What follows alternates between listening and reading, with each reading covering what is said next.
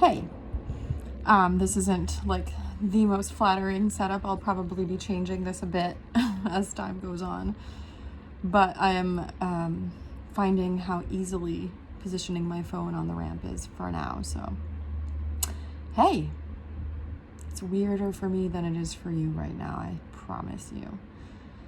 But thanks for coming. Enjoy my chat, I hope. That's the point. What are we doing here? So I have some things to share with you that I think you will enjoy. It's up to you to decide. I'm not here to tell you anything like that. Everything you decide is your decision, and everything I say is mine. Yeah, that's how it works. So what is going on here? I hope that we'll start a dialogue that can be constructive for ourselves, posterity, and any of our extensions benefiting from our frequencies and vibes, in a nutshell. More specifically, there's a lot of topics that I feel can be explored in a funny way, but also that brings healing and awakening and revelation. And sometimes you don't even know what that is until you start talking about it, and like things just hit you because it's the right time and the right moment to be sharing it. So I'm hoping that the more we record, the more these kinds of things will come out, and maybe you'll have fun watching it. I don't know. I'll be drinking lots of water. Water is amazing. Sparkling water is my favorite. Not that anybody cares, but hold on, I gotta take a gulp. It's peaking. It's peaking in temperature, so I had to. It's like, look at the condensation. Anyway, this is not about water. Nothing is about water. I mean, life is about water too. It's 70% of our bodies. But what am I trying to get to? I'm trying to get to a place where we feel comfortable. We and me feel comfortable hearing my own voice, because where I'd like to go is to present through this channel just a bunch of anecdotes and theories and interviews, maybe with people who know a lot more about life than your average person. No one's average, but you know, some people are more average than others when it comes to select topics. Not sure where I'm going with that, but I'll try to stay away from sweeping generalizations from now on. What's happened? So, well, we know COVID has happened. Duh. And we all had our own experiences during this particularly challenging historic times. I was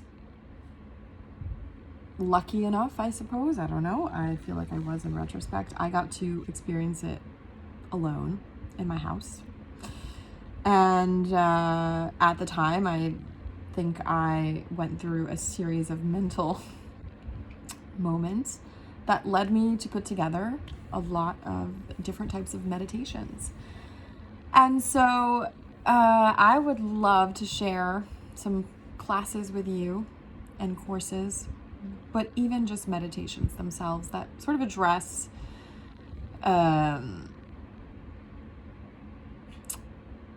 everything in life, starting from our relationships with ourselves, our relationships with others, our relationships romantically. Currently, I'm basically single. I'm single, but I am seeing someone. I like him a lot, but it's so early. It's not even like a month, so it's a lot to share, actually. More than I'm comfortable with. But regardless, the point is, I'm not the wisest, but I am observative. And I did take the time to put together some content that, believe it or not, no one's pretending to be, you know, the guru here. I'm just the messenger. And I want to share with you what has helped me still today, because believe it or not, I still read these, and my friends get through stuff, you know, because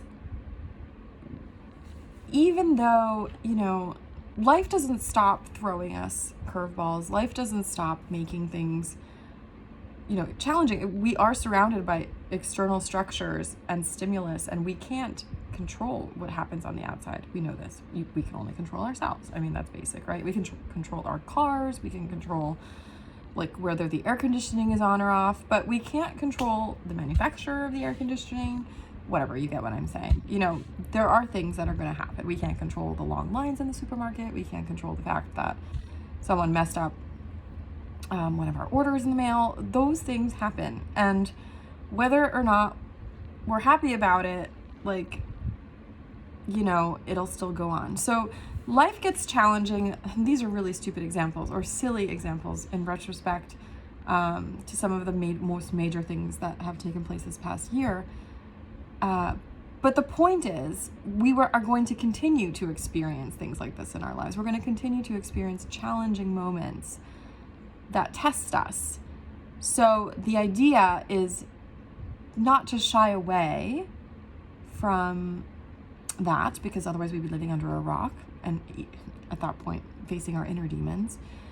The idea is to face our inner demons so that these situations become easier. Not that they go away, they just become easier. They become experiences. And whether it's good or bad, experience is the point of life, kind of, right? So, I don't know where else I need to go with this, but I really just wanted to say hi because it's all coming. And I probably should have introduced the whole point of this, not 3 minutes into the video, but you know, I want to be human and I want to be relaxed and I want to be, you know, just me, the way people know me. So this is my amateur video, right? My amateur video. I live in Milan. I am addicted to sushi or any type of Asian food whatsoever. That would be my selection for an island. If I had to bring one type of food with me. What else? If I was a vegetable, I would be an artichoke. I love artichokes. They are full of layers. And I think that we can have a lot of fun together. So, as I was saying, so I've dated a ton. I have a lot of friends who have dated a ton, and we've all had results of some kind, and we've all gathered our lessons, and that information cannot be lost on us. We have to recycle it. We have to, because it's hilarious. And not only is it hilarious, but you know, I think we all want to optimize and not, you know, if we can avoid a mistake, why not, right? We're always looking for that too. So I don't know, what are some of the tricks for dating? Tons of things can come out. Have you been a victim of love bombing? Because that's fun.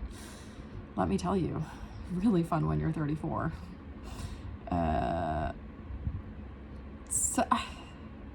So here we are. And I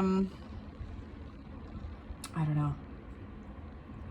I hope that you'll comment. I hope you'll be interested. I don't want to give too much away, but you know, I think it's important to understand that in order to optimize all the challenges that come up in the world, in our lives, first we need to have a good relationship with ourselves. And so what does that look like? I'm not, you know, again, I haven't done like Buddhist monk retreats. I've just had shitty moments that I've optimized to become less shitty. And I'm so open to anyone contributing things they know that they've learned. I feel like I found my inner peace in a way, or at least I'm on a good road for it. And I think that life's a game we all can play and we all can win. So no one wins more than someone else if they're not feeling good inside. And feeling good inside you just get there. If you want to, if you can stand the process. And some people do and some people don't. Sometimes it becomes so inevitable because it's so painful to do either one, right? It's so painful to like stay in the sadness and also to change. So maybe, you know, you get to a point where you're like, at least I'm going somewhere good, you know, hopefully. And that's sort of the idea, is like conquering that first part of being okay with ourselves is key to any relationship moving forward. When you're able to control your self-judgment, when you're able to control, to an extent, you know, it's always a constant monitoring. Again, nobody's a full-time Buddhist eating oatmeal 3 times a day here, right? I think if you are, congratulations on your final life. Just kidding, I don't know the truth. But I think that's how it is. It doesn't have to be. And so, you know, you conquer the self, it becomes easier to have kinder expectations of others. And so your relationships with others improve. Your expectations of those relationships become realistic. People notice your kindness. They notice maybe you're not pressuring them anymore in a way that you weren't realizing. Friendships become purer. The unpure ones go away. And of course, relationships with romantically, like when we're choosing the person we want to ideally spend the rest of our lives with, like, wouldn't it be nice to offer them like a version of you that you like and that they do the same? Like, so much better than meeting someone who needs you and you need them, and it just, you know, who knows what that turns into if one of you wakes up, or if you don't, what the hell is that too, forever? It's just dependent, and I don't know, it's not my thing. So I don't know, I think there's a lot of things that can be unraveled over time, that we'll figure out together using the content that I have sketched out. So what do you think? Are you still there? I don't know. But I'm interested in keeping this up. And therefore, happy listening, happy watching. Welcome to Holy Shiver.